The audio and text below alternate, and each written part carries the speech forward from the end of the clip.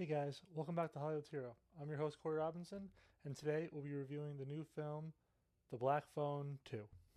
So, The Blackphone 2 is directed by the same team that brought you The Blackphone 1, Scott Derrickson. He directed the original Doctor Strange, and it stars Mason Thames and Ethan Hawke from the first Blackphone movie. So, spoiler alert, if you haven't seen the first Blackphone movie, you should probably go and see that before watching a review on the second one. But the second one picks up after they've killed the original grabber in the end of the Black Phone one. This story, which I didn't expect but was interesting, takes place from the point of view of the main character's sister. She was a big part of the original, but she wasn't the main character. And now we're seeing a shift where the story is kind of her story and it revolves around her with her psychic ability, where she can kind of dream things and she sees things from the dead.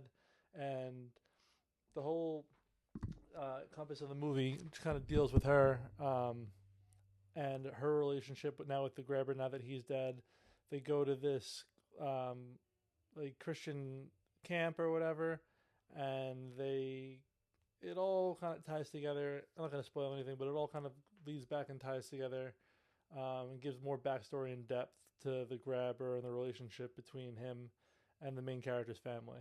Um, I don't remember the first one as vividly, but the Black Phone 2 is very, very gory. Like, there is a lot of like guts and gore and blood, and like, listen, it's not for the faint of heart, but it's very effective. Like, when you see the kills or when you see spirits of dead ones, they are really dead, and you see how they died, and it's gruesome. This one is very good. I'm new to the horror fan train, but I always like when horror focuses more on story than scare, and I feel like with the Black Phone 2, story is at the key center of driving the movie, with some scary elements thrown in and some, gore also thrown in. Things that I didn't like. There's not a lot. This is a pretty enjoyable movie. I wish they maybe would have focused a little bit more on the grabber's reasonings for why he is the way he is, or what made him become the way he was. Like, we see a little bit of him earlier on, but they don't really get too much into why he is how he is. I would have maybe liked to see that, but that's really a nitpick. Overall, this film was really enjoyable. It was scary from beginning to end, and the character development was great. A lot of the new characters they introduced was nice. The counselors that are at the camp there in the winter storm. It's the father coming back, and a lot of other characters that were from the first one. But the ensemble is very good. Score time. So, out of 5 stars, I'm going to give this a 4.2 out of 5. Very enjoyable.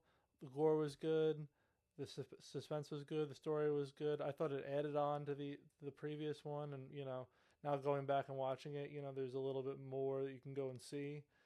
It kind of enriches the original. And Ethan Hawke was great as always. Mason Thames is great as always. He's actually looking to become the first actor, I think, since Jim Carrey, to have 3 movies come out in the same year and all of them to open up number one in the box office. So at the timing of this filming, his third film, Regretting You, hasn't come out yet, but I'm assuming with Black Phone and How to Train Your Dragon live action remake, he's got 2 out of the 3, so fingers crossed he makes it. But have you seen the Black Phone 1 and 2, and what did you think? Make sure you like, comment, and subscribe, and let me know what you thought. Thanks for watching. Have a good one.